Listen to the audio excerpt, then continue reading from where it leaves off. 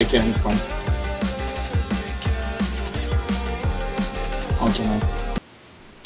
I have no cam between, so you can see my pretty face. Okay. Well, I'll turn my camera as well. Okay. So, greetings, salutations, hello everybody. We're going to do an interview here with Ape, who... Are you the captain for Team Annie? Yes, I am. Okay, great. So we have the captain of the victorious Annie in the Amateur Dota 2 League Thursday night playoff group. You guys took a pretty dominant 5-game series in 3 games, winning 3-0 over Always Passing Excellence. Just tell me how did you guys feel throughout that series? I mean, you look like you were in pretty good control the whole time. Yes, we were practicing a lot these weeks. We were playing with some of the top teams in US and Europe, and we were trying our best, I think. We were motivated to play in final. Yeah, I mean, it looked like you guys really brought your A game today. Can you tell me a little bit more about your team, about Annie? How did you guys meet? Are you guys like friends in real life? Did you guys just get together online? Well, I started playing Dota with 2 of my friends, and we were like not so good, but we kept on practicing. And 2 guys from, well, we didn't know them, but we played versus them and we won the game. Like Murd was support and I was carry, and they saw our plays and they invited us to their team. So we made a team. We were all from the same city, and we made our boot camp and kept on practicing, and we won this. Great, well that's really neat. So you've got like sort of a combination, some people you know, and then some people you meet, just sort of came together. Yeah, it's nice. So I want to talk about a few of the things that happened actually in the games. In the first game, your opponents picked an Ember Spirit, like 2nd or 3rd in the draft. What were you guys' thoughts seeing that Ember Spirit ban? Were you sort of prepared to see that happen just because he's been added to the pool so recently, or was that something you were not expecting so much? Well, I was afraid to face Ember because I never saw him, and I don't know how will they lane it or play it, but I was like, okay, they took it, we are gonna like farm up our heroes. I'm gonna farm the mid a lot. I won't be active in beginning, and I know that I played many public games versus Ember with OD, and I knew that with 1 hex I can blow him easily. So we just avoided to fight, and I kept on farming, and that's it.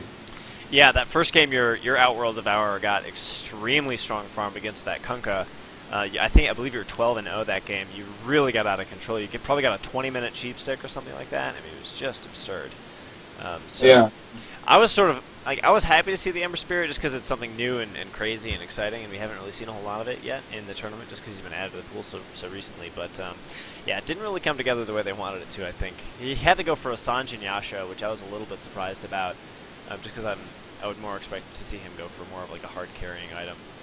But you guys responded really well. It seemed like you guys just said, you know what, they can pick all the kind of cute stuff they want. We're just going to play our game and just throttle them, really, which is what you did that first game. I mean, it was a good game, but you guys really came out ahead.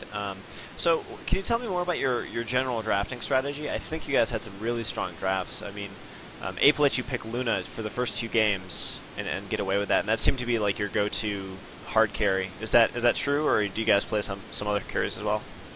Well, it's all about confidence. If we won the game one with Luna and they're not doing anything about it, or even counter-picking it, with some support like Lion to have Hex or something, or even, I don't know, ganking her or stopping her farm, so we were comfortable with that hero and we kept on playing it.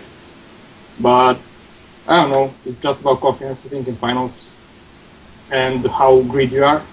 I think that we were very greedy with Midas, and we had a lot of flack on that level 1 Rosh. We could get scouted easily, but that trend disappearing like. Yeah, I was going to. Did you guys know how close that Trent was to actually scouting you out? Yeah, we actually saw him. We had the It was so close, like 2 times. It went by the pit once, and then up towards the Dire Ancients, and then it came back down, and both times it was so close. I was actually really glad to see you guys pick Ancient Apparition in that second game. I really think that hero is like the new thing on the block, so to speak. The Chilling Touch ability, the damage buff, is so strong, and it works so well with Luna and Drow Ranger's auras. Can you talk a little bit more just about that like level 1 Roche strat and what your thoughts were with that? Well, we were screaming about one team from Serbia, and I took these picks, wanted to try it, and I was like, oh well, we can do Rosh at level 1. So we started going, and we made it from the first time. So it was like, okay, we killed it first time without even knowing that we can do it, and we had confidence to it, and I'm happy how it worked. Though we were very lucky, I got bashed and like I was on 70 HP. Yeah, it was close a few times. So, are you saying that that wasn't like a you didn't go into the drafts thinking you were going to level 1 Roshan. You just sort of picked those heroes and noticed that you could do level 1 Roshan in that game? Yeah, that's really? right. Wow, that's really confident, I guess. That would... Well, you know, there was a yearly beast that Yeah. got them dragon, and we were practicing our kiting the dragon, Oh, so it is similar that's to us. nice. That's really funny. That's actually really interesting.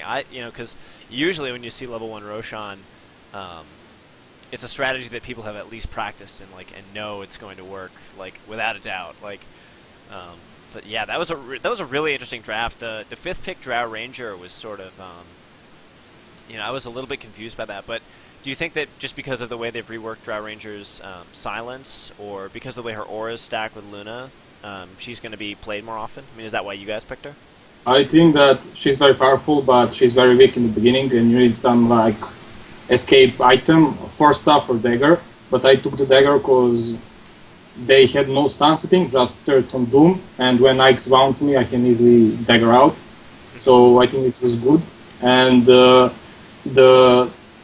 Droider is really well with Visage because the third is giving her damage on birds. Oh, so yeah, you're right. I didn't think about that. That's really smart. Yeah, the Blink Dagger on Drow, it saved you a few times when you should have been, dead to rights. So that's something I haven't actually seen a whole lot of. I mean, I've seen Shadowblade Drow a whole lot. But Blink Dagger was it's more like Pop Stomp. I don't like Shellblade. Because when people get forwards and you just cry, oh my god, try hard, go forwards like that. So, oh my god, try hards with the wards in the dust. Oh no. Yeah, I'm trying to think of what else happened in that whole series. Let's see. What did you guys think about the Alchemist pick in Game 3 from Always Passing Excellence? Because Alchemist has sort of fallen out of style recently with the way his stun has been changed. Were you worried at all about the Alchemist being... No, I wasn't, because you have to channel that stun to almost the end. And he's much weaker than he was. And with SD, I wanted to pick Pugna, but my teammates were like, nah, don't pick it, play something else. Me and my co-caster were expecting a Pugna pick, actually. Yeah. I think Pugna's extremely good. Yeah, so I wanted to kill that SD on level 1, and when he disrupted me, I shifted Blink, but it didn't work for some reason. And they killed me on level 1. When you were the Queen of Pain? Like, oh, never mind. When they smoke ganked you right away? Yeah, that was like... I didn't really know what happened there, so yeah, I'm happy we have an answer now. You tried to shift click the blink out. They actually smoked twice on you. That was very strange. They smoked once, and they got the rune, but you broke the smoke because you were up by the Radiant Ancients, and then they backed out and smoked again. So it was like... Well, they were doing that in semifinals also. They did like 2 smokes in a row with Bane and Potom, so I know what I'm facing. And I knew that I will survive each and every time. But I was like, okay, I am cocky, I'm unkillable. And I stood there like, I don't know. That was kind of bad at that time. They wasted a lot of time. Yeah, they definitely did. So how much, you were talking about how you know what they did from the semifinals. How much a part of your strategy is researching your opponents and watching their other games before you play them? Well, if I can watch it, I will watch it because it makes things a lot easier. I know which player plays what and what can I expect. And I saw their wording, I knew how they're moving through the map, I knew basically everything. So it's very easy. So good. So that's some good advice for other players later on in the tournament. Yeah, just please don't watch our plays. I don't think that's gonna. I don't think you can have it that way. Well, yeah, that's all the questions I really had. I just want to congratulate you on winning the Thursday night playoffs. You guys played fantastic Dota today, and it was a pleasure to cast. Thanks for doing this interview as well. This was really fun. Nice to meet you. Thanks for calling me. Also, nice to meet you. Yeah, and I'm sure I'll be seeing you guys later on in other tournaments, and probably, who knows, maybe TI5 or something like that. So, thanks for talking to me. Thanks for hearing me. Yep. Good evening. See ya.